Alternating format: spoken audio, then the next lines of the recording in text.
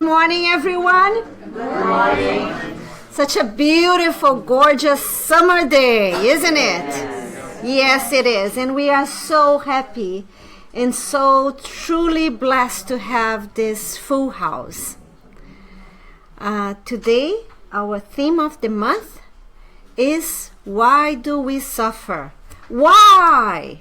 Why do we suffer? We are still living in this world that we call word of expiation. So we still need to come to the planet Earth, to this time of our evolutionary plan, to learn with the suffering, to evolve with the suffering. It's all up to us.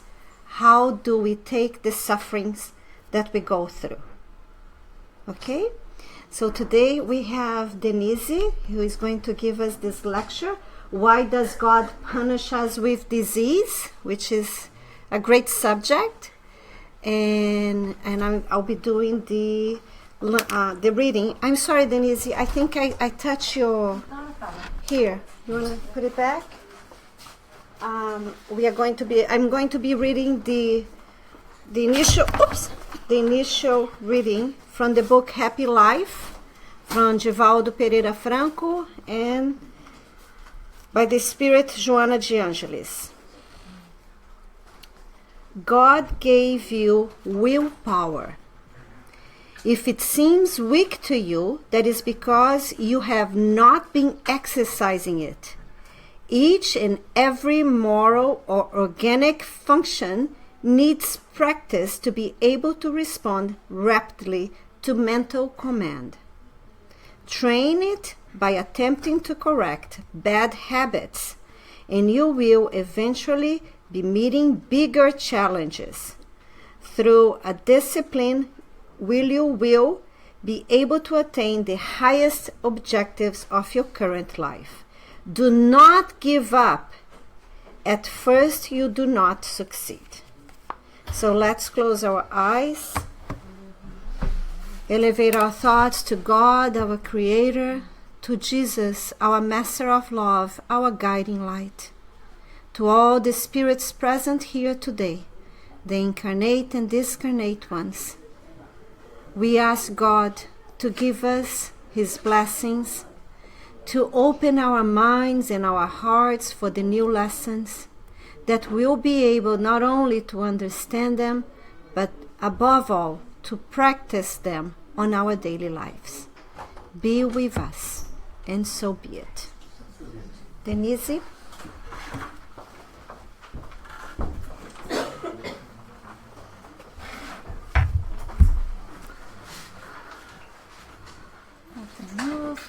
Good morning, everyone. Good morning. As Sandra told, it's a pleasure to see so many people here today. We know Canada, so many months of cold weather. When the sun comes out, everybody wants to stay in the streets and enjoy as much as they can. And it's really good to see your commitment to be here. So, as Sandra told, this month, our theme is Why Do We Suffer? And today, I'm here to talk a little bit about this theme. Why does God punish us with disease? First thing is that I would like to request the 70 times 7 forgiveness for doctors and other people, because I'm not going to be talking about too much about the clinical aspects. That is also very interesting, but I don't know about it, not enough. So I'm going to talk in a simplistic way a little bit about the Western medicine, but my focus is in our spiritual aspect of the disease that so many people suffer in different time of their life. So first, let's go through the etymology, where disease means pressed down. The origin is from the Old French disease, and actually the meaning is discomfort, inconvenience. So it's like that little bug inside, right? It's something that comes to take us out of our comfort zone. We always create this kind of trust circle, this comfort zone, and the disease comes to take us out of this comfort zone. But when you think about the theme, why does God punish us? I think that put punish and God in the same sentence doesn't make sense. Because God is love, God is forgiveness. So the main question is, why does he use the disease? What the disease bring to us? What is he trying to teach us through the disease? Right? And we go to the definition 2, where it says that, as I told, a very simplistic way, disease is a particular abnormal condition, a disorder of a structure or function that affects part or all of an organism. Disease is often construed as a medical condition associated with specific symptoms and signs. It may be caused by external factors such as pathogens, or it may be caused by internal dysfunctions, particularly of the immune system, such as an immunodeficiency or a hypersensitivity, include allergies and autoimmunity. So, as I told, when you think about Western medicine, they think that disease has this mainly two causes. Could be from an external agent, a virus, a bacteria, a fungus that is trying to invade your body and cause the symptoms that we classify as disease, or could be an imbalance in your body, a chemical imbalance. For example, the medicine says someone with depression has a lower level of serotonin. What we should do, we should give chemicals with serotonin to fix this balance. This is the medical vision normally about disease. But actually we need to do deep questions, right? Deeper questions about it. There is like, if there is an imbalance, a chemical imbalance in our body, why do we have this imbalance? Where this imbalance comes from, right? Everything in medicine, most of the doctors, they only feel really comfortable about a diagnosis if they could have results measured by a machine. Like when you do a blood work and they could see the number of leukocytes, everything will be in numbers.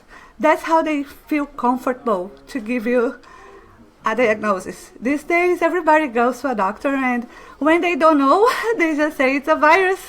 You need to wait, especially when you have little ones. It's very common that they have this recurrent virus.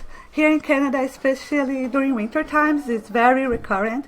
Sometimes you go, the symptoms are very similar to flu, or they have a stomach flu, but some is just a virus. You need to wait. You need to wait, they will go and give medicine. If it doesn't go, they come back.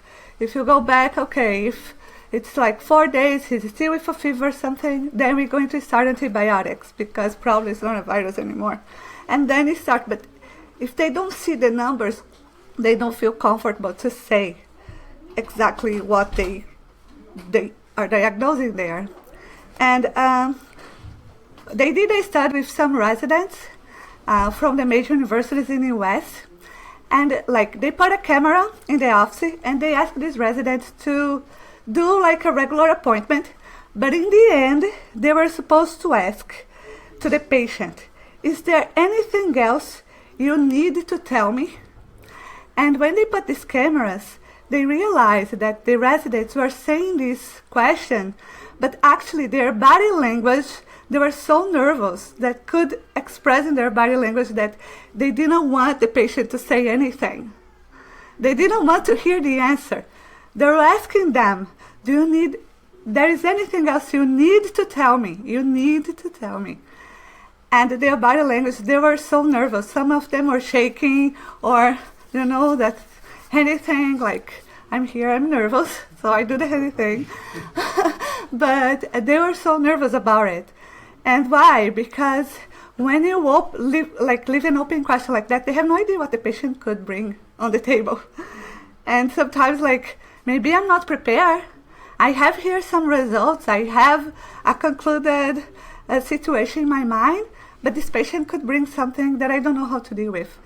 And it's something very common in the Western medicine, and we really need to talk about it and try to train these professionals to try to understand a little bit more about these underlying issues that these patients are bringing to the office. Normally, they are there with a physical pain or some other physical condition that, as we told, is discomfort, is causing them, like, sometimes they say, oh, I'm not feeling myself anymore because the pain doesn't let me. But there is this deeper questions that even though we know the medicine exists for a reason, like all the medications out there, they are here to help, but we started to use them as some sort of just this palliative thing that, oh, I feel this, I take that. You don't stop to ask yourself anymore, like, why am I with this headache every time? People just automatically go and take Tylenol and take the Advil sometimes daily, and they don't ask themselves, why do I need to take Advil every day? Why do I need to take this medicine every day to feel better? Something is wrong. There is this deeper thing that we need to be really looking into ourselves and try to understand better how our body works, because this is our main instrument in this incarnation. It came designed properly for us with all the challenges that you need to go through. So we need to understand that our cells, like Chico Xavier used to talk to his little cells. You know, each one of these cells, and we think they have billions of cells here, they have a specific function, and we need to understand that our brain, our willpower, as the main message in the beginning read, is like we are in control. We have a really big tendency to put ourselves as victims. Sometimes as spiritists we even blame the past life. Oh, maybe it was something from a previous life, and that's why it's happening here. Could be. It's true, could be. In one of the Spiritist editions, Felice Calder Schubert said that sometimes a disease in our life could be like a vibratory way to let like the bad feelings and bad things that we did in another life go. And the disease comes to like equalize and bring this equilibrium thing into our perispirit.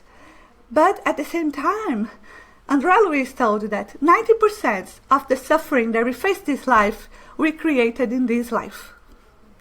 So there is a little of the past life, there is, but there is a lot of this life itself that we are creating and facing and trying to find excuses to not put ourselves in this position that we are.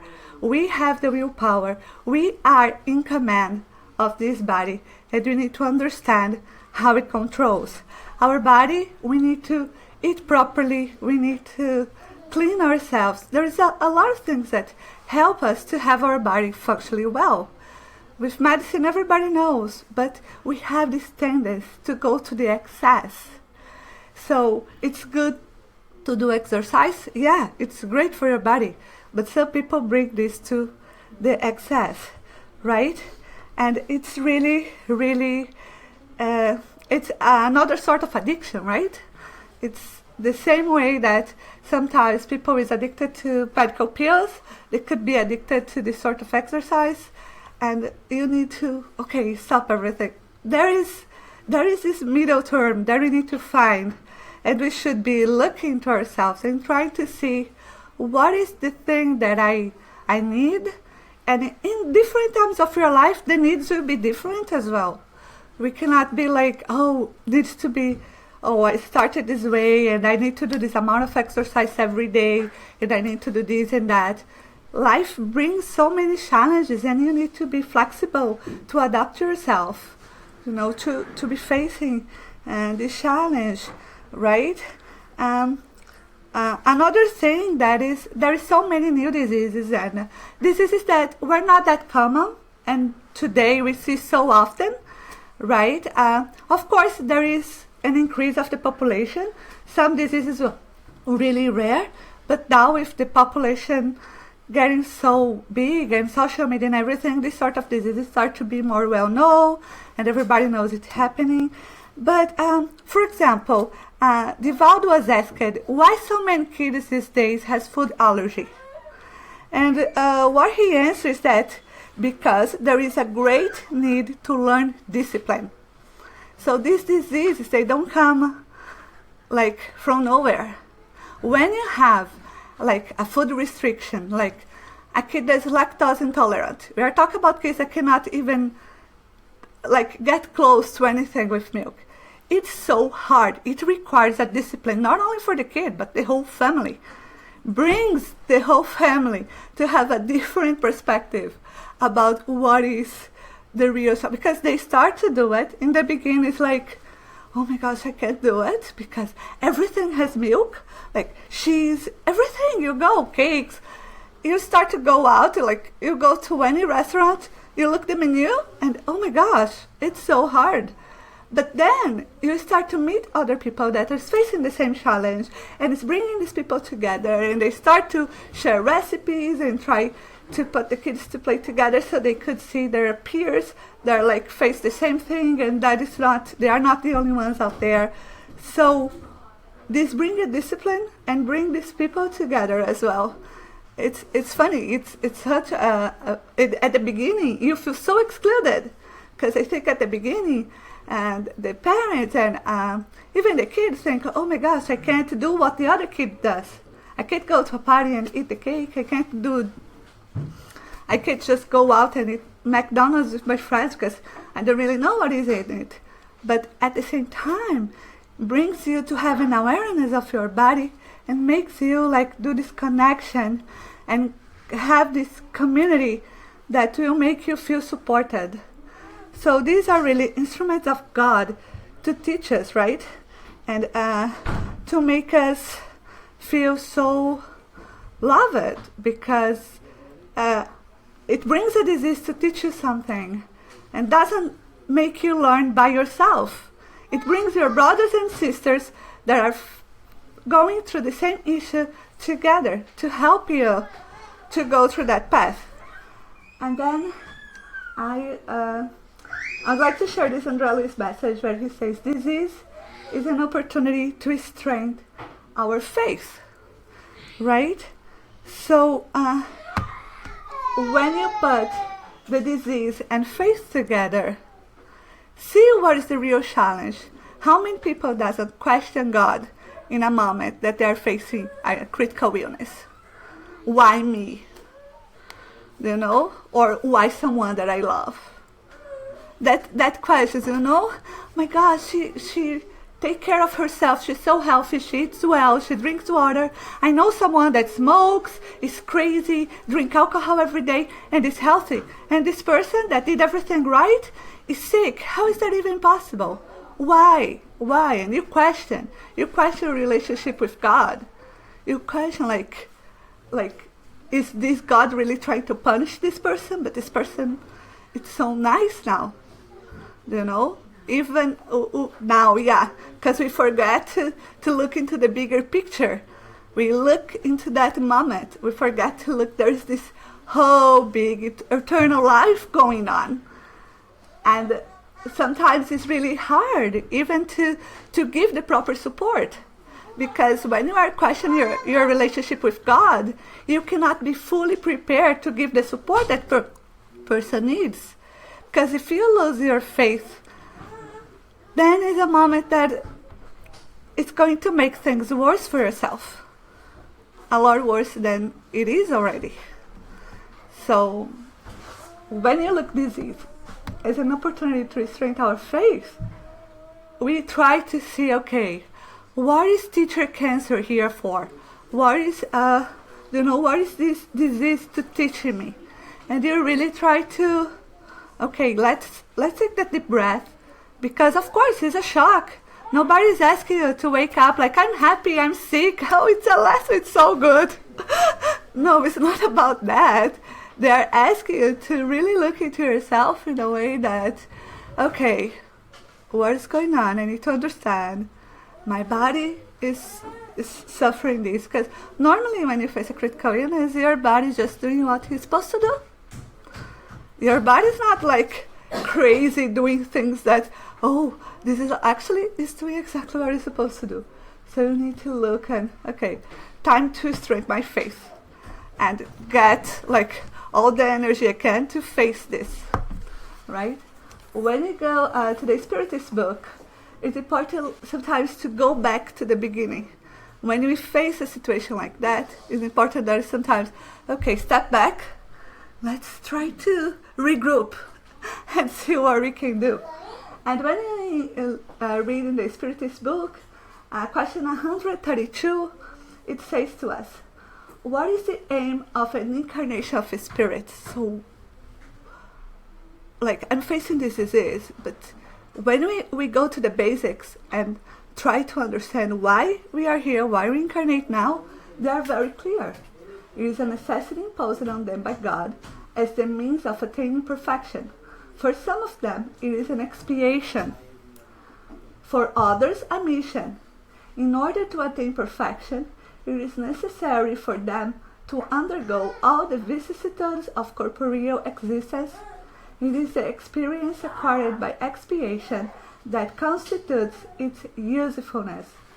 Incarnation has also another aim, viz., that of fitting the spirit to perform his share in the work of creation, for which purpose he is made to assume a corporeal apparatus in harmony with the material state of each world into which he is sent, and by means of which he is enabled to accomplish the special work in connection with that world which has been appointed to him by the divine ordering.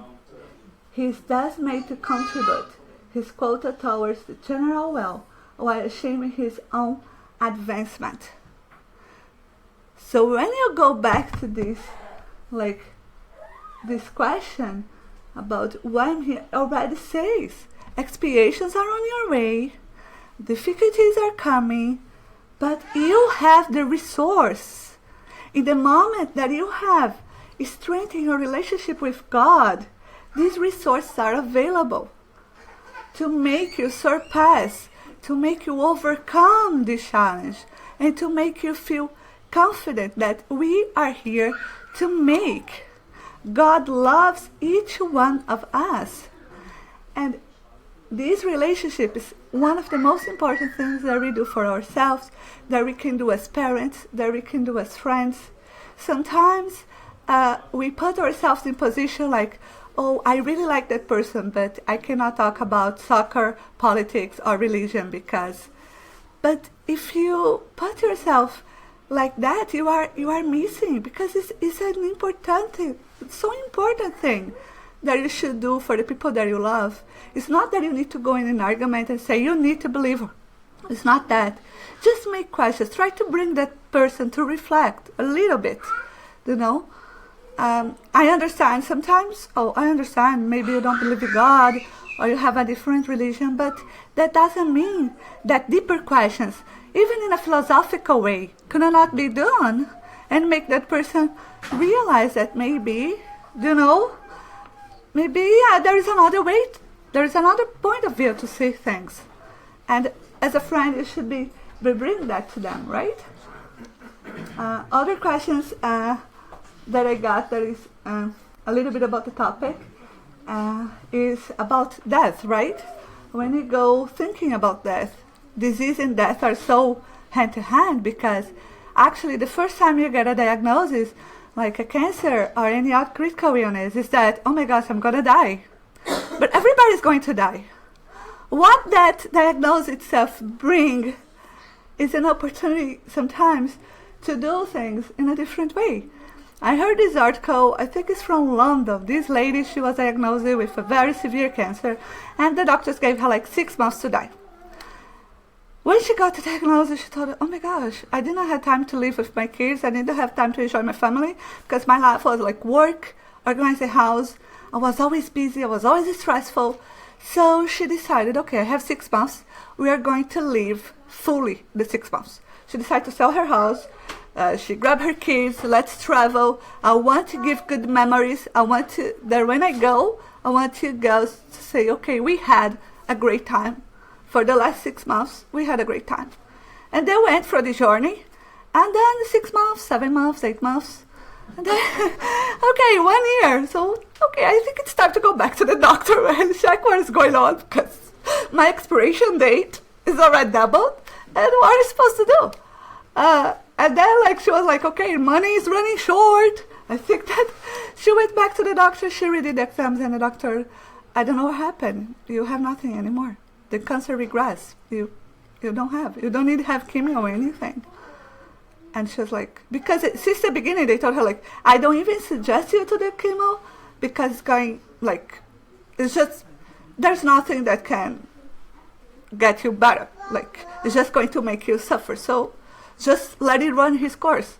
But at the end, she was there. And she told that at the beginning, I was like, oh my gosh, I have no money. But oh my gosh, these 6 months, this year, I should be doing this. Like, of course, I'll be going back to work. I'll be doing other stuff. But we can do it for so many years now. Look the opportunity that diagnosis gave to her, right? But we have this tendency to think about disease and death at the same, like, it's consequence. I'm sick, I'm going to die. But everybody's going to die. Not only about this, from a disease, right? There's other ways. But we are very afraid of the disease way. We are afraid of the pain and to feel miserable and the discomfort that we talk about. So question 68, it says, what is the cause of the death of organic beings? And it says, the exhaustion of the bodily organs. So basically say, you need to take care of your body. If you bring it to exhaustion, you'll perish. And like, even though we come with a certain plan, if we don't take care, if we act irresponsibly, if we just do whatever we want, it's going to be very complicated for our body to handle. It's not made to be mistreated. Like, it's made to be treated well. You need to love yourself. And like, take care of your body is a way to show that you love yourself. Right? And it says, it would be correct to compare death to the cessation of movement in a machine that had got out of gear. So when I read this thing, it's like, it's really compare ourselves like to a car, to electrodomets, something like that, right? And then the Spiritists say, yes, when the machine gets out of order, its action ceases. When the body falls ill, life withdraws from it. So it's like, we have our brain, we have our spirit inside, but we have this machine that we need to operate really well. We need to, and we have the resource, we have the knowledge for that. It's not like we have no excuses, like, oh, I didn't know if I just eat, I don't know, bad stuff, my life like will be bad for my liver, will be bad for, we know, every day more. And question 69 says, why is death caused more certainly by lesion of the heart than by that of any other organ? And it says, the heart is a life-making machine, but the heart is not the only organ of which the lesion causes death. It is only one of the wheels essential to the working of the machine. So it brings, it's not only about one little aspect. The body works in a unity. All the organs are important, no? So we need to remember this book was done like 150 years ago. And of course, the medicine wasn't evolved as it is right now. But they still had this idea of heart and this stuff. So it's really important that we try to look our body as it's everything is important, right? And it's still from the Spiritist book, it says to us, those who seek an enhancement of physical satisfactions in any kind of excess place themselves below animals, because even animals stop at the satisfaction of a need. What that means, the animals, they're pursuing a need. Once that need is met, they stop. Humans, that's what I told about addiction. It's not about, you start like, for example, you see this fitness movement. You start with the idea to get healthy, and then you start to, escalate in a way that, I need to have like 0% fat in my body. I need this, I need that. And you start to create these ghosts of, this is the conditions that I need to be truly healthy or truly, happy. You start to create these things in your mind, but look at this. We have needs, our body has needs that should be achieved, but excess is not It's not what they're asking us for.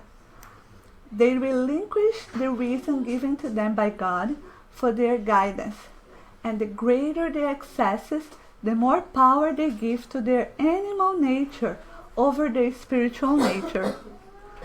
So we know it's like our body satisfactions instead of our spiritual needs, right? Disease, illness, and death itself are the consequences of excess. They also serve as atonements for transgressing God's law. So you really need to stop a little bit when you read what is really this excess, because we know each one will have a different need than the other.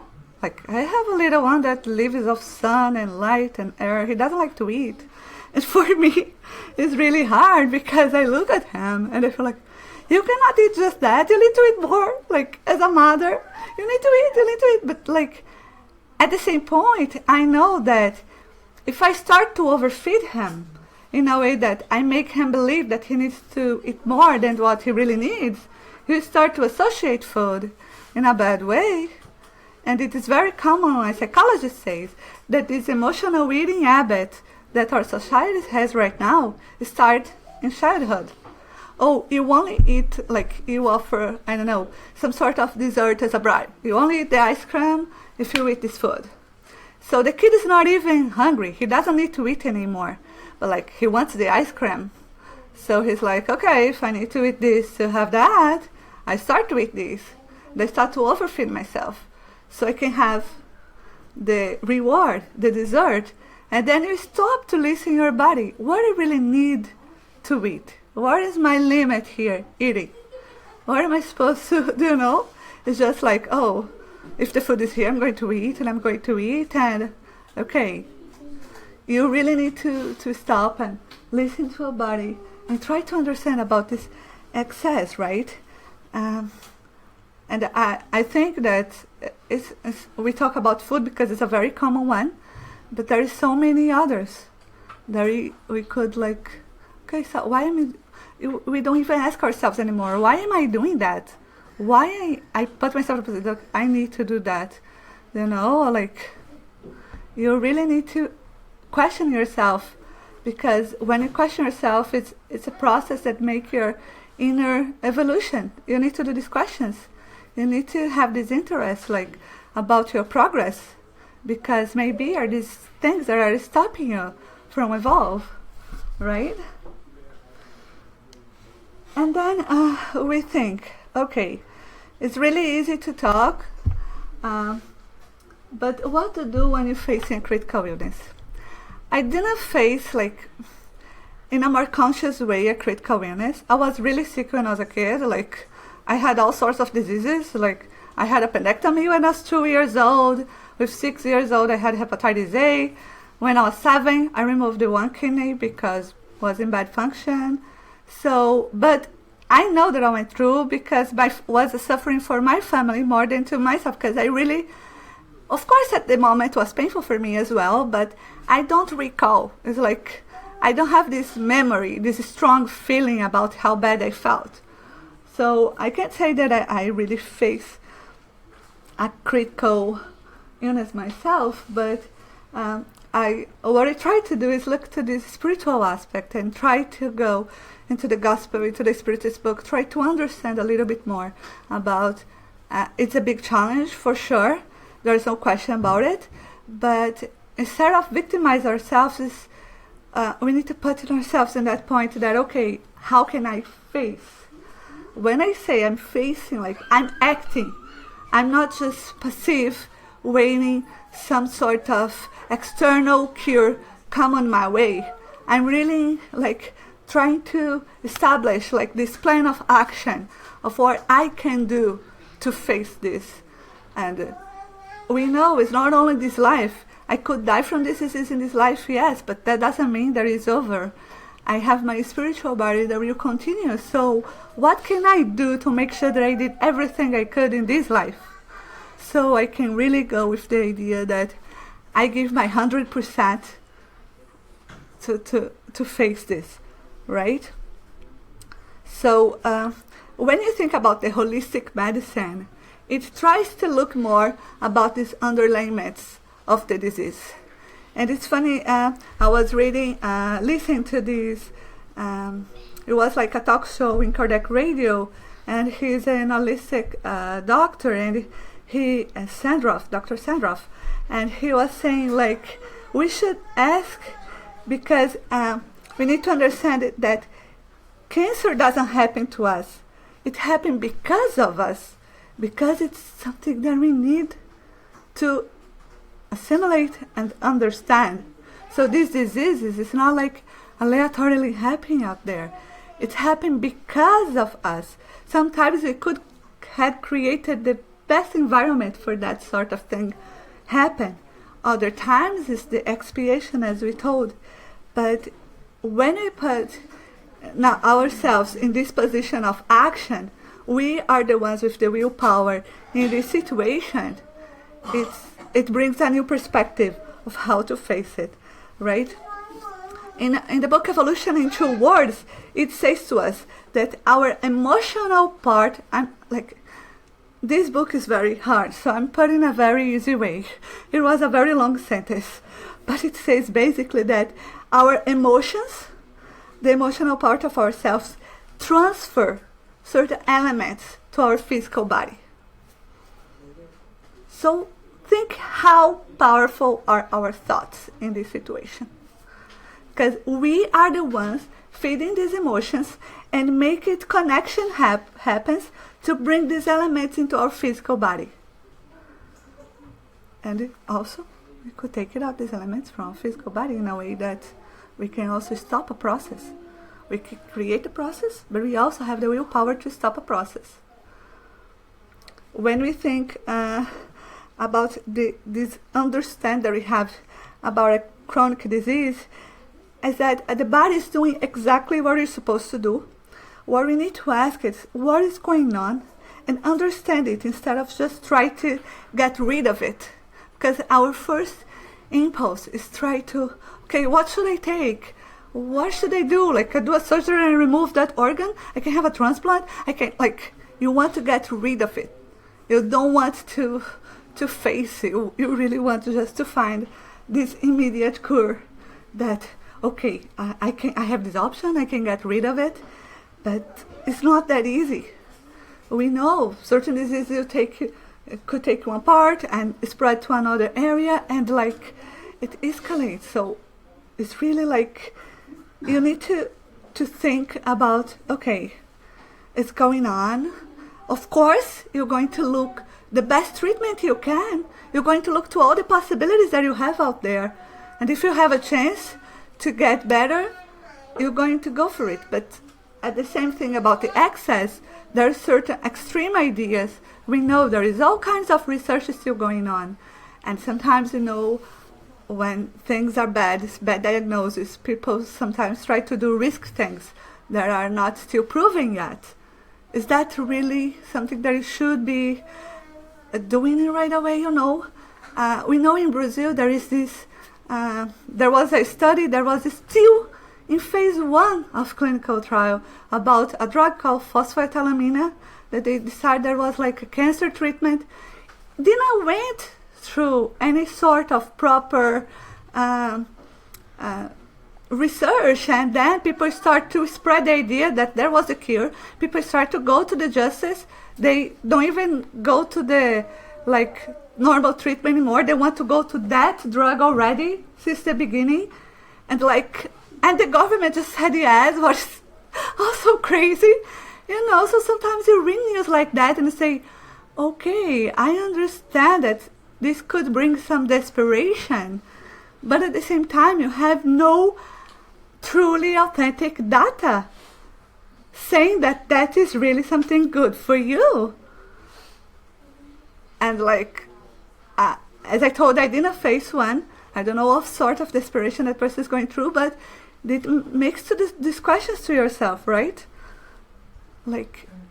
I should really be pursuing this sort of treatment, looking for that. So it's really hard, we know, but we also need to use to calm down to face this, right? So when you go to the gospel tells us illness belongs to the tasks and vicissitudes of earthly life. It's what it is. We are on earth, we are doing expiations, we need to go through it.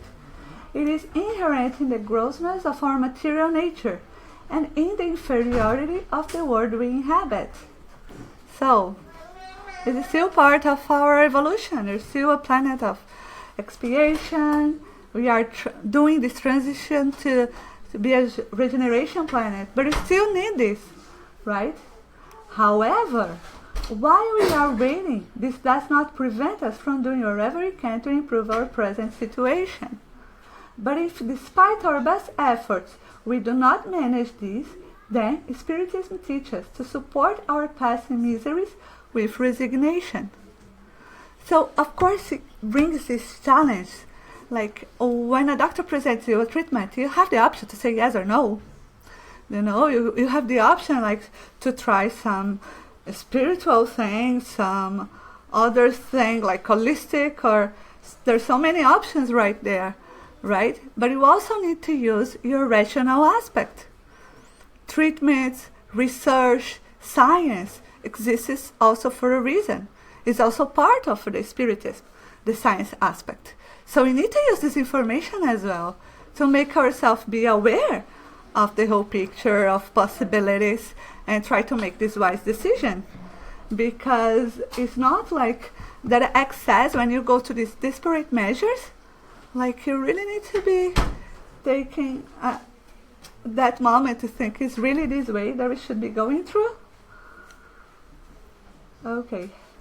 Jesus was right when he said, your faith, Jesus was then right in saying, this is from Genesis, Jesus was then right in saying, your faith has healed you.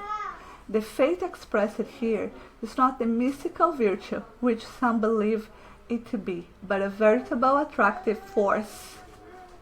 So see, Jesus told when he was doing, Genesis is a beautiful book and talk a lot about the miracles and the process that Jesus used to heal so many sick people that was looking for him. And he told us, your faith healed you. He didn't put himself in a way that I'm the one. He was giving, he was instrument of God. He was there to give the forgiveness. He had the authority for that. But at the same point, it was your work. All that people that incarnate at the same time as him on earth, they are not here by any chance. They were like working, and they had that encounter with Jesus that proportionate to them the cure of the paralytic and of the blind, Lazarus, so many others. They were prepared before for that encounter, and they deserved what happens to them. And Jesus was always trying to make them understand. And so many times Jesus told, go there and don't tell anyone what I did. I don't need advertising. It's not what I'm here for. You deserve it. I'm being an instrument of God's love. But you deserve it. You work for it. No, there is that moment that he encounters, I think it's 10 lepers, and he cured all of them. And he says, actually, go to the priest and your sins will be forgiven. They go. From the 10, only one came back to Jesus. And he was a Samaritan. And he came back to Jesus. He put himself at Jesus' feet and said, thank you so much. And he says, there was 10 of you. There were 10 of you, and just you came back? You deserve it. You're going to be cured for your entire life. So, look, like, not everybody that received really appreciated or understood, but they deserve it. Like, the meritocracy in the law of justice is not something random. It really happened. Sometimes you can look justice life because we have this tendency, we have this childish tendency to look to this moment of our life and think like everything resounds to it. We look at the disease as a disgrace, at something that You don't know other situations as well, not only disease. We look at this as grace and painful moment, and we get so connected to that painful and that bad feelings that we forget to think that if we don't go to certain challenges, when the biggest challenge comes, we will not be prepared. We need to face these challenges one by one, because these are giving us the strength we need to face the next one. And is what? Is evolution. It's one step at a time. One challenge, let's go. Did a mistake? Stop. Try it again. Go to the next step. Go to the next step. And that is how things happen. God uses disease as a didactic resource to bring us back to the path of good. Everything He has for us is love. Like, sometimes I think that God thinks every day these people wake up and think, okay, I'm going to make my life miserable. And He needs to work really hard to show that, hey, I'm here. Hey, don't cry. Oh, red light. Stop. You know. And He's working really hard because He loves all of us. And sometimes the diseases come from our disconnection with God. We disconnect from Him. We disconnect. We just don't think about this relationship as something important.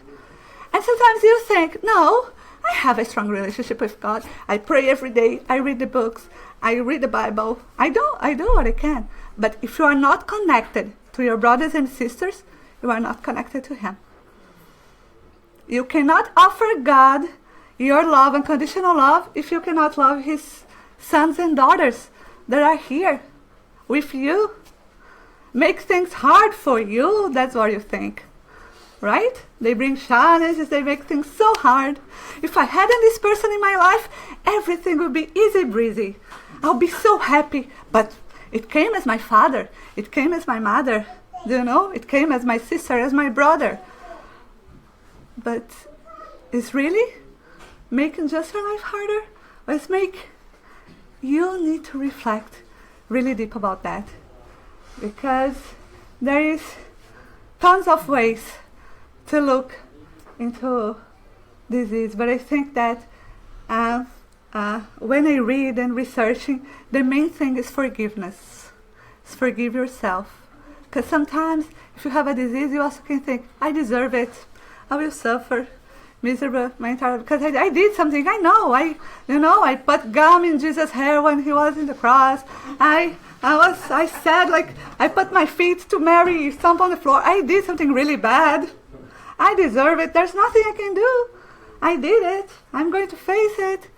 But if you don't forgive yourself, you don't forgive the brothers and sisters that are imperfect as you are. We are imperfect. He knows that, and He created us that way because we need to learn our path to the evolution, to the progress, to the light. He showed the light to us. He sent Jesus here. Look at the light. At that moment, the light was so bright that some people just couldn't see it. They decided to go away. Because even you see, Nicodemus, one of the greatest Jewish, talked to Jesus, and Jesus tell him about reincarnation. He can't understand. The light is right there. He can't. Imagine the other people still so ignorant, looking at that light, talking about love, talking about the forgiveness. What is talking about? I can't forgive this person. I can't forgive a Samaritan. I can't be equal to these other people. I'm rich, or I have this. My family has this blood. Do you know what I'm saying? And he brought the light. 2,000 years after, we still are evolving. We are a lot better. We are a lot better by far. I believe that. Sometimes everybody says, oh, so many bad news outside. But when the light comes to a place, you can see all the dirties, all the dusty, all the things that are wrong. But it's what makes us get stronger and look for this moment of we can reconciliate ourselves, with our brothers and sisters, and especially with God. To understand that love is unconditional. He don't stop love us because we did something bad. He look at us as, okay, my hand is here. Try to hold it. My hand is here. Why don't you hold my hand?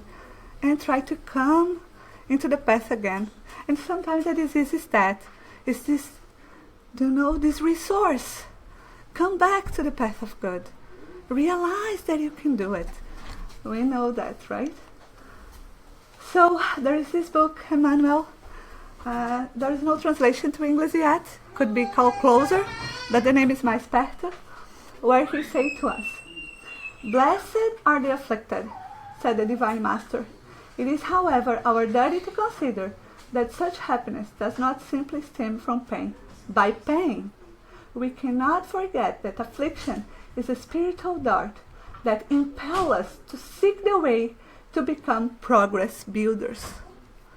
We are here to be part of this process of helping Jesus' plan, God's plan, our brothers and sisters' plan. So many other evolved spirits came, and they are out there inspiring us, teaching us every day. And it's so important that we can put ourselves as that. Sometimes diseases come like sting, it's a dart, like makes you uncomfortable, like take this out of here. But actually, it's like you have the strength. If you're facing that challenge, you have the resources around you. Look for them. Hold the hands. Accept. Sometimes have the humility. You need to be humble to accept the help. It's another valuable lesson. So valuable lesson to be humble enough to accept the hand. Sometimes from that brother or sister that you disliked your entire life. Right?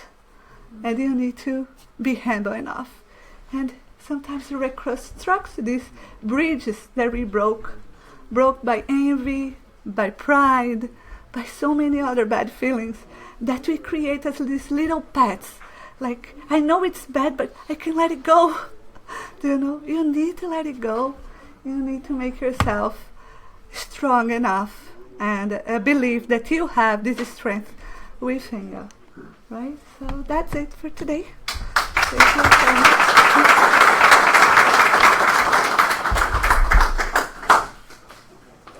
Thank you, Denise. Thank you so much. I hope you all enjoyed as I did. Now we open for questions and for comments. Anyone? No questions, no comments? There you go, Joe. Oh, yeah. First of all, I'd like to say That's thank a you, comment. Denise. I think this is a very important theme because all of us will be facing disease, either in ourselves, our children, our parents, friends. So it's part of our lives more than we like to think about. It's always going to be present. And there are three basic types of diseases. One are the environmental diseases, like mosquito bites you, gives you malaria, or you get contaminated with pollution. And for those diseases, our evolution as a society is dealing with that. We're inventing vaccines, we're creating new treatments that we're avoiding. So that is a part of our social evolution. The other one are the genetic diseases that we are already born with. Yeah. Those are clearly part of our expiation. And then the big thing, which was kind of the focus of it, is all the diseases created by the unbalance of our spirit, and our body. The three need to live in balance. And if they're not in balance, we will reflect this in our own generated diseases. And I think the theme, the title for that, is not why God punishes us, is why do we punish ourselves with disease, right? And to me, you hit right on the spot. We do this because we don't know how to love ourselves. Sometimes we think love is the access of pleasure. That's why we eat too much, we do drugs, we have vices. We're trying to please ourselves with that, but that's not going to work. And a lot of it is the last point that you made. Our spirit feels that needs to punish itself, ourselves. And it punishes us, we punish ourselves by afflicting bad things to our mind, to our thoughts, and to our body. But we could actually have a whole month just discussing why do we create things that generate chronic diseases? Why do we create mental diseases, depression? Why do we do all of this? It's because we don't know how to love ourselves.